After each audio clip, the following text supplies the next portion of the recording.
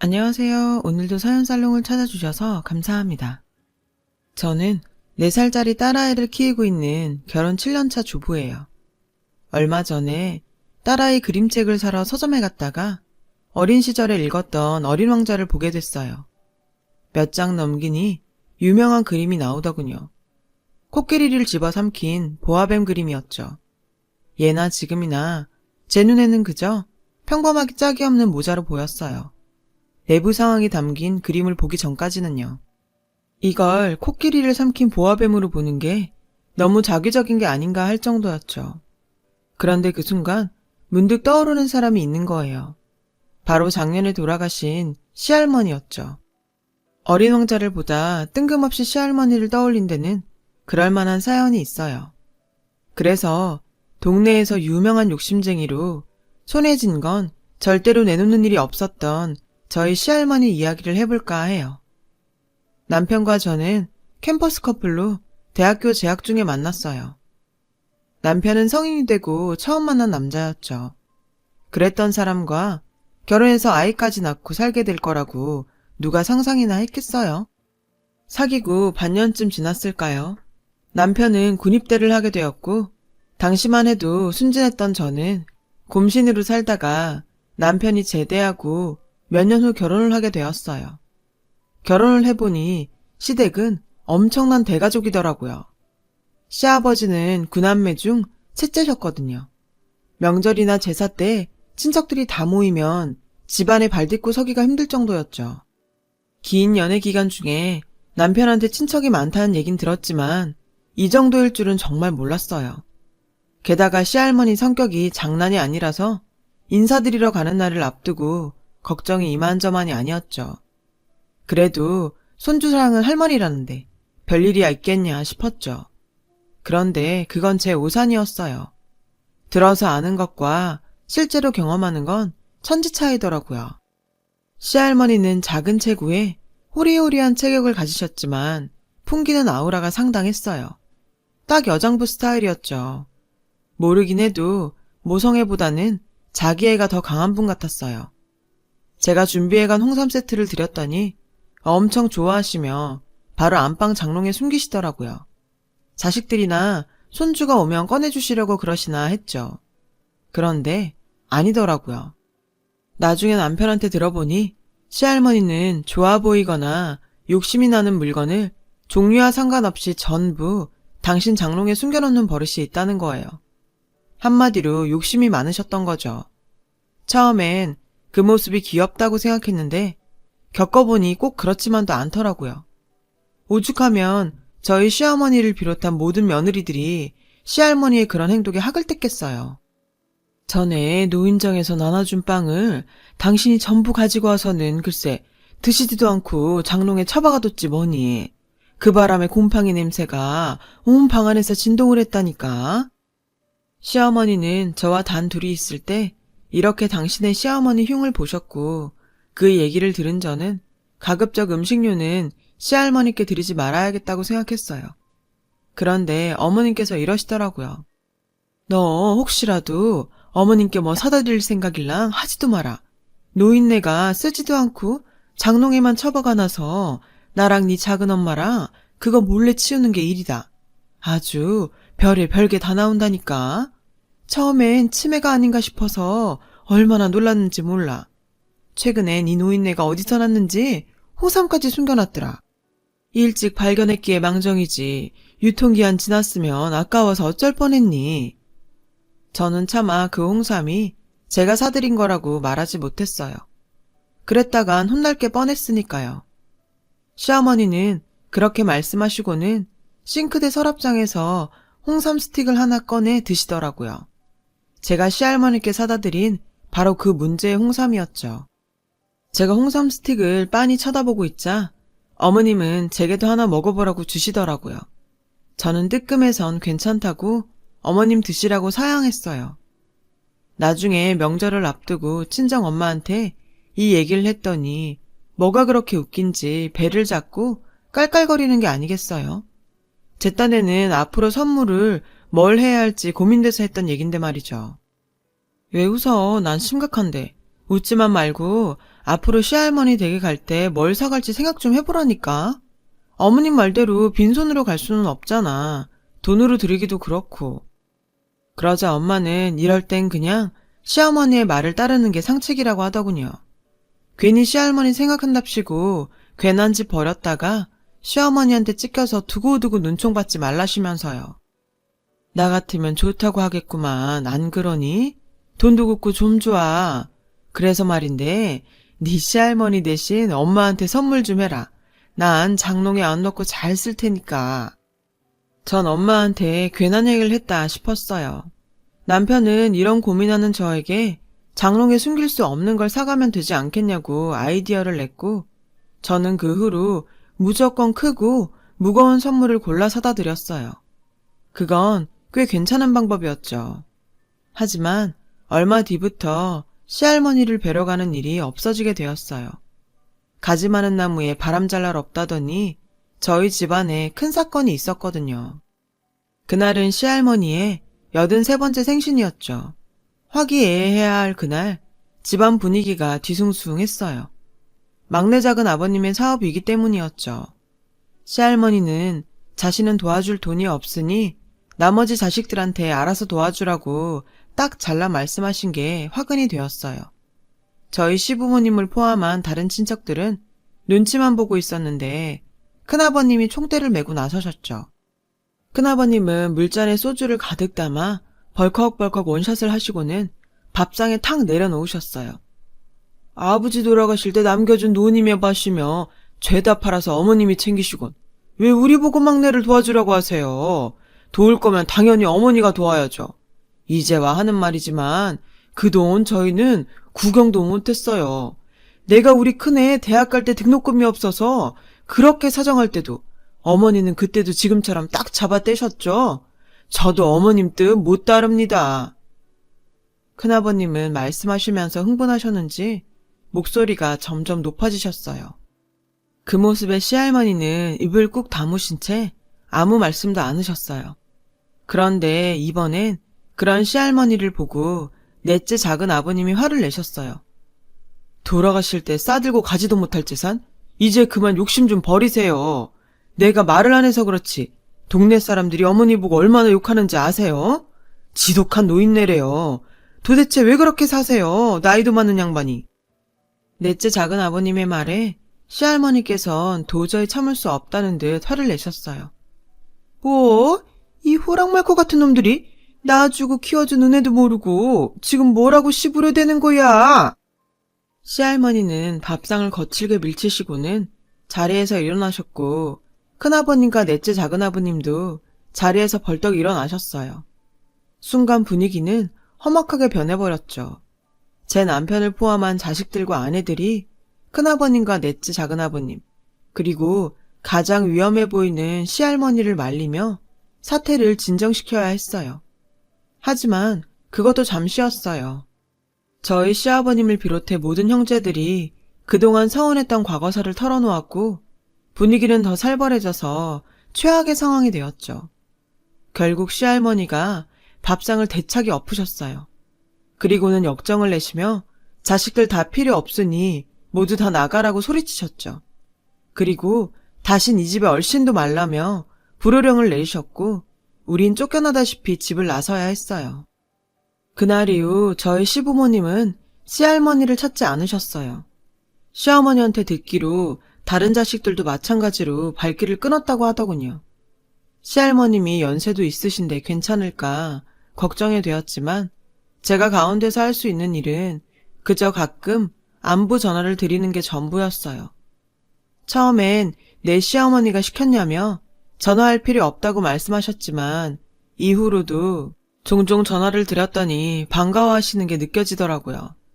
그런데 죄송하게도 살다 보니 전화 드리던 횟수가 점점 줄어들게 되었고 딸아이를 임신하면서 그나마도 잊고 살게 되었어요. 제가 임신을 하자 집안 어른들은 간만에 좋은 소식이라며 많이들 기뻐해 주셨죠. 출산 전부터 인부용품은 물론 엽산과 철분제까지 보내주실 정도로요. 딱 한 사람, 시할머니만 소외돼 있었죠. 임신 후 입덧이 너무 심해서 고생을 한 데다가 잠도 늘고 몸도 무거워져 내 한 몸 건사하는 것도 버겁더라고요. 핑계라고 할 수 있겠지만 그땐 솔직히 시할머니를 챙겨드릴 여유가 없었어요. 지금 생각하면 전화 한 통 드리는 게 뭐 어려운 일이라고 못했나 후회가 되지만요. 저는 그렇게 아이에게 집중하며 얼마 뒤 출산을 했어요. 출산 뒤엔 아이를 키우느라 정신없는 날들을 보내야 했고요. 그러던 중 여느 주말과 같이 장을 보러 마트에 갔는데 시어머니께서 전화를 하셨더라고요. 전화를 받은 남편은 많이 놀란 듯 했어요. 남편의 표정에 불길한 예감이 들었죠. 그리고 그 예감은 틀리지 않았어요. 그날 밤 저희 부부는 딸아이를 친정에 맡기고 시부모님과 함께 시할머니가 계시는 곳으로 내려갔어요. 꼭 4년 만에 시할머니께 가는 거였죠. 도착해 향한 곳은 다름 아닌 병원이었어요. 시할머니가 그곳에 입원해 계셨거든요. 오랜만에 뵌 시할머니는 너무 야위셔서 뼈만 앙상하게 남은 모습이었어요. 자신의 몸보다도 훨씬 큰 환자복을 입고 의식이 없으신 채로 산소호흡기에 의지하고 계셨죠. 그 모습을 본 시아버님은 충격을 받으셨는지 휘청거리셨고 남편은 아버님을 부축해 의자에 앉혀드렸어요. 곧이어 담당 의사 선생님이 병실로 들어오셨어요. 의사 선생님은 저희 가족한테 현재 시할머니의 상태와 그간의 일들에 대해 얘기해 주셨어요. 시할머니는 그동안 섭식장애를 앓고 계셨다고 하더군요. 거의 식사도 못하신 채 포도당 주사에 의존해 생활하셨고 그런 시할머니께 몇 번이나 입원을 권하셨대요. 하지만 그럴 때마다 입원할 돈이 없다시며 밭에 나가 일해야 하니 포도당 주사나 놔달라고 떼를 쓰셨고요. 결국엔 몸이 버티지 못하고 길에서 쓰러지셨고 동네 사람들의 도움으로 응급실에 실려 오셨다고 하더군요. 그동안 자식들이 한 번도 보이지 않아 독거노인인 줄 알았다며 어떻게 부모가 저 지경이 되도록 들여다보지도 않았냐고 화를 내셨죠. 의사 선생님의 말을 듣는 내내 가족들은 아무 말도 할 수 없었어요. 아버님은 고개를 푹 숙인 채 모든 게 자신 탓이라며 자책을 하셨죠. 시어머니가 설마 이대로 못 깨어나시는 건 아니냐고 물었고 의사 선생님은 할머니가 연세도 있으시고 이미 모든 장기의 기능이 떨어져 있어서 얼마나 버틸 수 있을지 장담할 수 없다고 하셨어요. 마음의 준비를 하는 게 좋겠다고 말이죠. 그런데 그 다음 말에 심장이 쿵 내려앉는 것 같았어요. 환자 본인이 살고자 하는 의지가 없어요. 평소 식사는 물론이고 필요한 약도 제대로 드시지 않은 것 같고요. 혹시 충격받으실 만한 일이 있었던 건 아닌가요? 가족들은 아무 말도 하지 못했지만 속으로는 같은 생각을 하고 있었을 거예요. 그건 4년 전 시할머니 생신날 있었던 가족 간의 다툼이었죠. 그것 외엔 이유랄 게 없었으니까요. 그날 저녁 시아버님은 완도에 계신 큰아버님을 비롯해 모든 형제에게 이 사실을 알렸고 가족들은 오랜만에 한자리에 모이게 되었어요. 하지만 누구도 쉽게 입을 떼지 못했죠. 그렇게 한참 시간만 흘렀고 보다 못한 저희 시아버님이 얘기를 꺼내셨어요. 형도 누나도 옛날 일은 잊어버리자. 그래도 여자 혼자 몸으로 우리 구남매 키우신 분이잖아. 가슴에 섭섭한 거 하나쯤 다들 있는 거 알지만 그래도 그동안 우리 시집 장가 다 보내주셨고 노인네가 지금껏 우리 손 하나 빌리지 않으셨잖아. 그냥 그걸로 다 갚았다 치고 남은 시간 우린 우리대로 자식된 도리는 했으면 좋겠어. 그냥 형은 어떻게 생각해? 저희 시아버님의 말에 큰아버님은 담배만 연거푸 피우셨고 고모님들은 조용히 눈물을 보이셨어요. 그 뒤로 구남매는 순번을 돌아가며 한 주씩 시할머니의 병간호를 맡아 하기 시작했어요. 그러는 중에 직장에 다니는 고모님이나 남편을 대신 간병하게 된 아내들은 불만을 보이기도 했지만요. 그렇다고는 해도 상황이 상황이니만큼 합심해서 병상을 지켜나갔어요. 그렇게 모든 순번이 돌아간 2달하고 보름 뒤 시할머니는 숨을 거두셨어요. 딱 한 번 의식이 돌아오신 적이 있었는데 당시 병상을 지키던 5째 고모 얼굴을 확인하시고는 잠이 드셨다고 해요. 그래도 시할머니가 당신 곁을 지키는 자식이 있다는 걸 알고 가셔서 다행이란 생각이 들었어요. 장례를 치른 뒤 시어머니와 함께 할머니 목까지를 태우러 다시 내려갔어요. 거기서 처음 장롱을 열어보게 되었죠. 장롱 안에는 듣던 대로 별의별 물건들이 다 들어있더군요. 듣지 않은 화장품부터 누구한테 받은 건지 갖가지 주전부리들, 달력, 당금주까지 종류도 다양하더라고요. 평소 같았으면 장롱 안을 치우시면서 한 소리 하셨을 시어머니지만 그날은 그러지 않으셨어요. 코끝이 시큰하시는지 훌쩍이시며 묵묵히 물건들을 치우셨죠. 그리곤 장롱 안쪽에 들어있던 보따리를 풀어본 순간 어머님은 주저앉아 흐느끼기 시작하셨어요. 안에는 오래된 통장이 있었는데 통장에 10,000원, 50,000원, 30,000원 이런 식으로 푼돈이 입금되어 있었죠. 그리고 예금명에 내 장례비라고 적혀 있었어요. 아마도 창구 직원에게 그렇게 찍어달라고 하셨던 모양이에요. 나중에 안 사실인데 저희 시할머니는 글자를 모르셔서 당신 이름도 혼자 적지 못했다고 하더라고요. 당신이 죽고 자식들이 봐야 그 돈으로 장례를 치를 테니 직원을 시켜 그렇게 적어놓으신 것 같았어요. 그 통장을 내려다보시며 시어머님은 한참을 우셨고 저도 눈물을 흘렸죠. 그 사이 옷가지를 챙기러 갔던 어머님과 제가 오지 않자 시아버님과 남편이 왔고 문제의 통장을 보고는 당신도 참지 못하시고 울음을 터뜨리셨어요. 이후 아버님의 형제분들도 그 통장을 보시고는 한참이나 눈물을 흘리셨죠. 결국 집안이 눈물바다가 되고 말았어요. 마지막 가시는 길까지 자신이 아닌 9자식들을 먼저 생각했던 어머님의 마음을 그제야 알게 된 거였죠. 하나같이 눈이 퉁퉁 부은 자식들을 보며 당숙 어르신은 형수가 자식 농사를 아주 잘 지었다며 그렇게 고생만 하더니 마지막은 호강한다고 웃으셨어요. 그런데 당숙 어른을 통해 의외의 사실을 알게 되었지 뭐예요. 4년 전 큰아버님을 말씀하셨던 시할아버님의 유산 얘기였죠. 알고 보니 시할아버님이 남겨주셨다는 논과 밭은 시할아버님이 살아 생전에 이미 빚으로 다 날리셔서 그동안 그 논밭에 소작을 맡아왔던 거라더라고요. 시할머니는 자식들에겐 남편의 빚에 대해서 입도 뻥긋하지 않으시고 당신 혼자 전부 짊어지셨던 거죠. 평생을 가난과 싸워가며 9남매를 키워야 했던 시할머니는 뭐 하나 온전히 당신을 위해 써보지도 못했고 그런 습관이 몸에 밴 탓에 선물을 받으면 무조건 장롱에 넣으셨던 거예요. 그런 모습이 욕심 많은 노인네로 보였던 거죠. 살아 생전에 이런 말씀을 직접 해주셨더라면 오랜 시간 동안 오해하며 살지 않아도 됐을 텐데 그 점이 많이 안타까웠어요.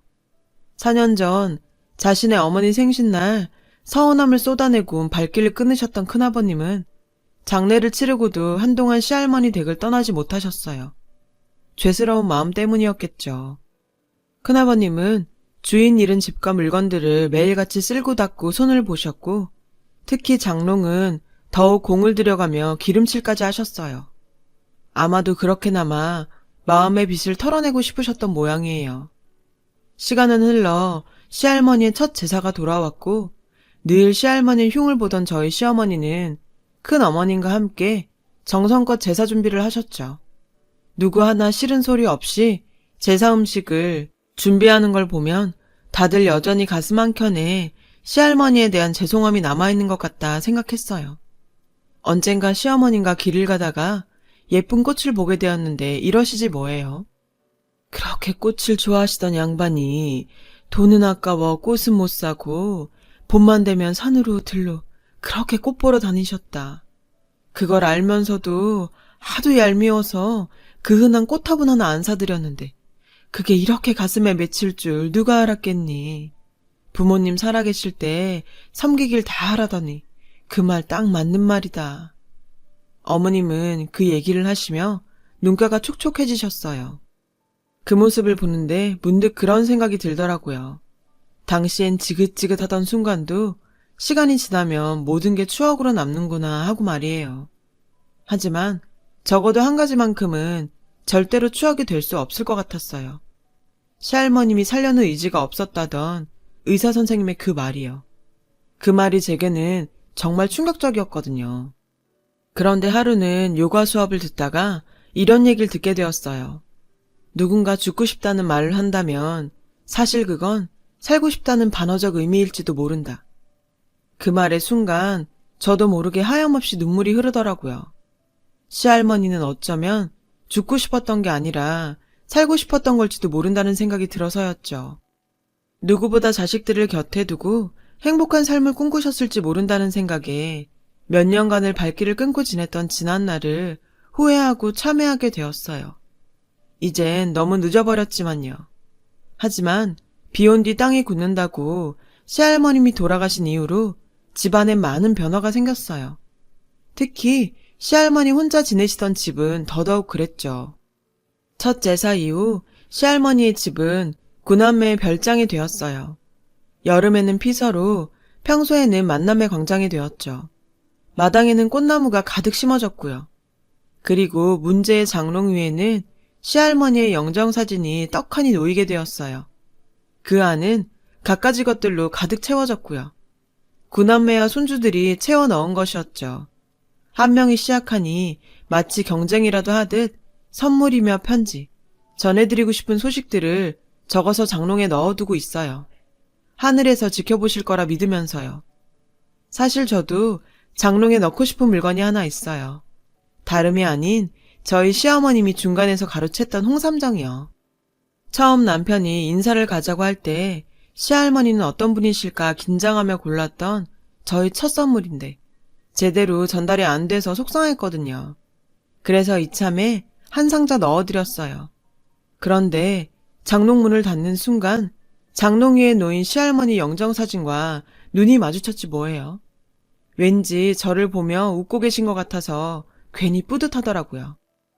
할머니, 거기서는 숨겨놓지만 마시고 꺼내두고 맛있게 드세요.